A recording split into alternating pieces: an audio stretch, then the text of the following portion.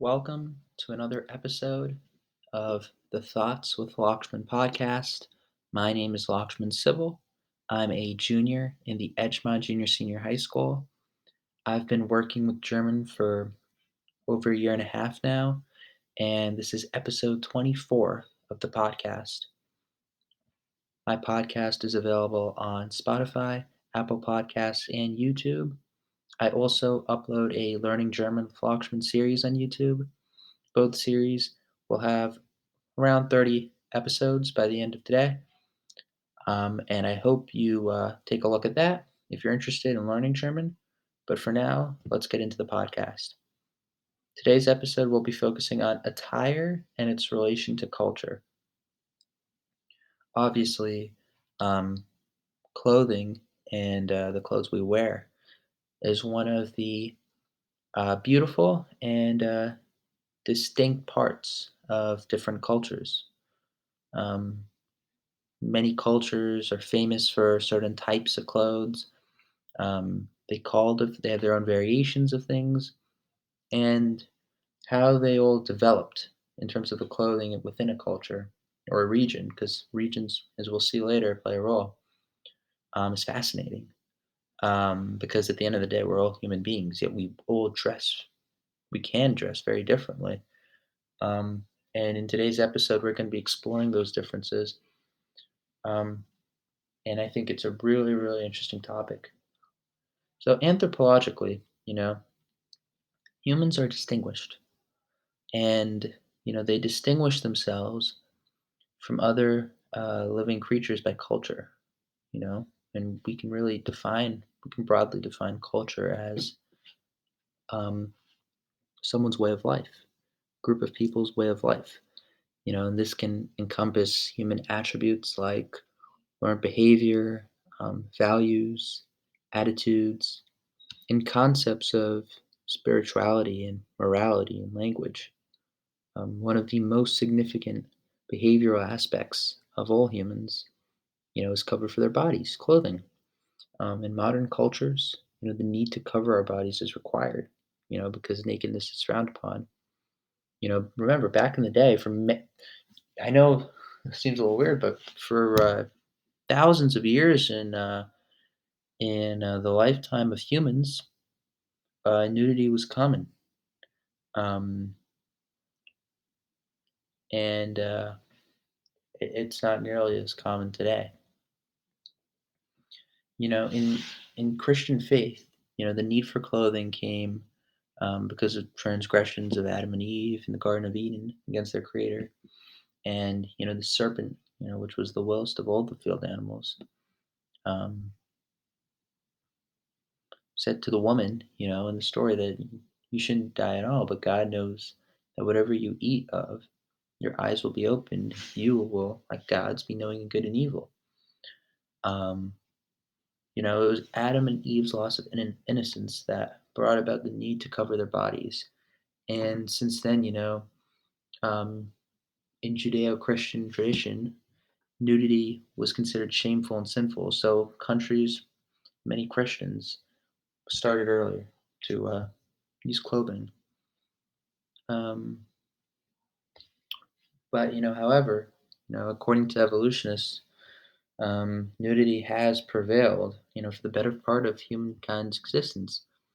Clothing, initially in the form of leaves and animal skin, um, is a fairly recent invention.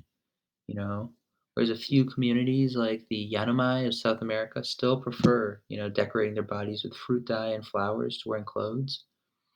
For most of humankind's existence, only the private parts were covered, and the extensive body covering in many parts of the world today came about as the result of religions like Christianity and Islam. Interestingly, regardless of the culture or region you identify with, or you could say we identify with, um, we don't necessarily cover every single part of our body. Um, we tend to cover specific parts, and consciously hiding them from public view. And in doing so, we leave other parts uncovered, consciously exposing them. And sometimes the clothes we wear enable us to emphasize or overemphasize certain parts of our body. For example, and you understand that, and but that isn't. I know it seems like a weird topic in today, but it developed over history. It developed over time, and that was the way how people started to identify with each other.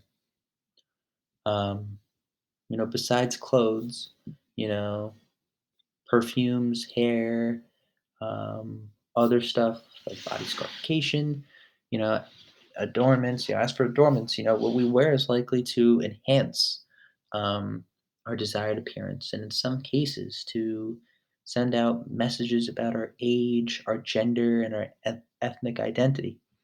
You know, um, neckties, for example, fall in this category because unlike um, the rest of male apparel, it helps focus people's attention to the wearer's face.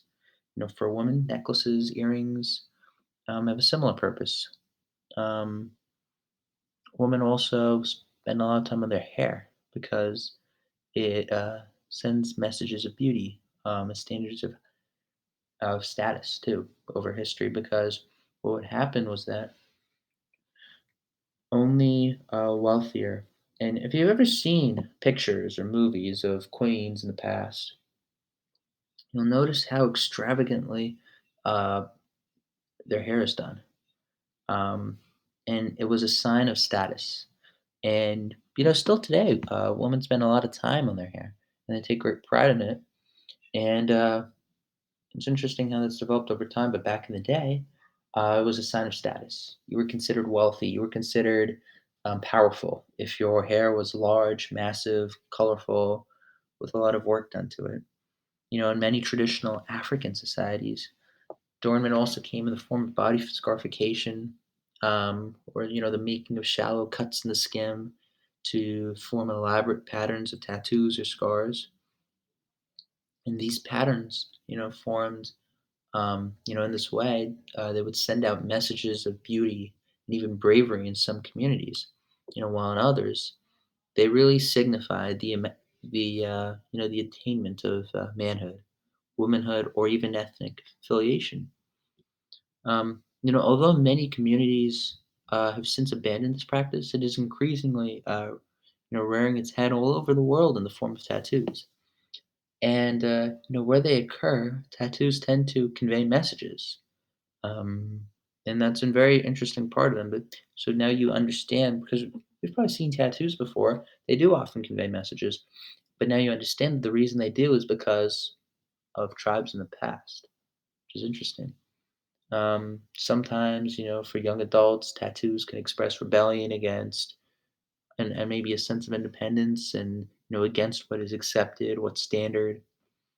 But, moving on with, cultural misunderstandings, um, the relative nature of perceptions is interesting.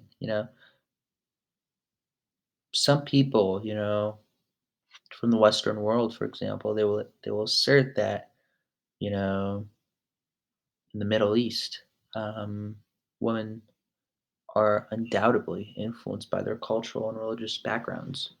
However, um, people from those Middle Eastern countries view it as standard, and some women actually enjoy the privacy and the modesty. And also, further from an anthropological point of view, um, it also gives Middle Eastern women a unique view of the world, where she can look at people under her own terms without the world retaliating back at her. Um,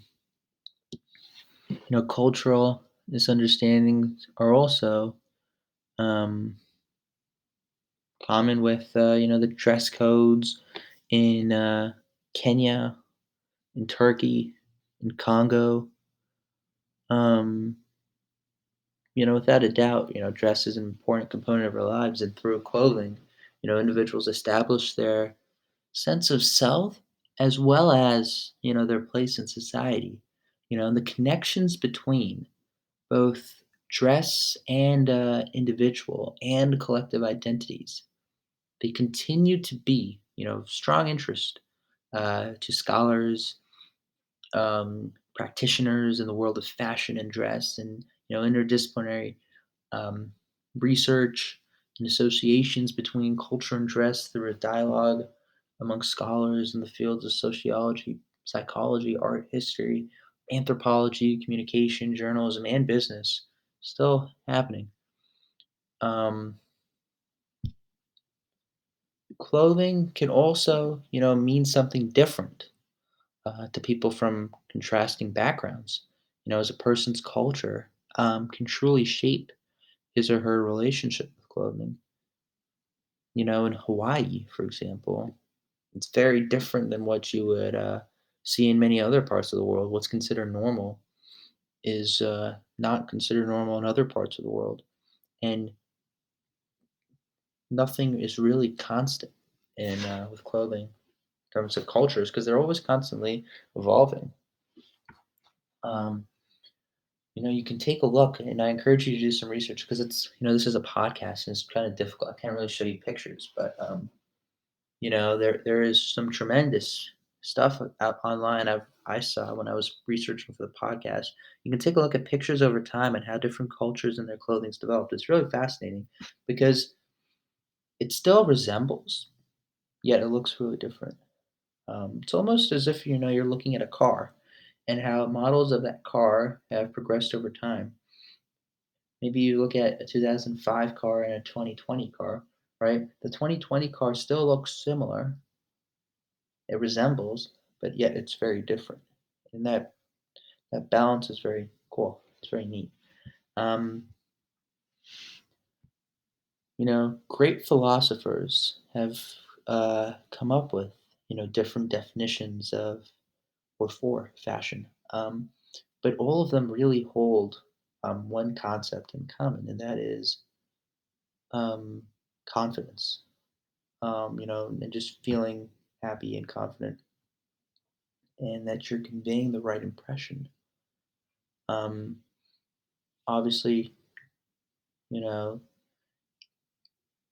designers and manufacturers produce clothing and accessories in accordance with the culture of a particular region.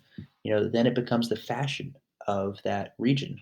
And then, people adopt a trend in clothing only if it is in accordance with the culture of that area. You're not going to find people in Hawaii dressing like that in other parts of the world, in Eastern Europe or even Western Asia. Um, Ancient Egyptian fashion, for example, was largely influenced by its culture in ancient times. They wore clothes that not only looked glamorous, but were also comfortable to them in the hot climate. And for this reason, white was the most preferred color due to this reason. And generally speaking, white with these hot climates, have you noticed that in that air part of the world, white is worn a lot? That's why. That's why. And workers and children didn't wear as much clothing, and maximum clothes and jewelry were worn by the rich. It was again, it showed status. Jatin Kokra, he is a fashion designer. I wanted to quote his quote because I was reading an article I thought was really interesting, and this is from um, Fame magazine, and he said that fashion designers all over the world promote the colors of fruits and vegetables of the season in their collection, and if you wear these colors, you'll never be out of fashion. And there's logic to it as people can connect better with those colors. And he says there's no doubt that surroundings influence the fashion of that particular region immensely, which is another interesting thing because you could probably, and I'm going to do this, take a look at the foods. There's a weird yet uh, interesting connection between food and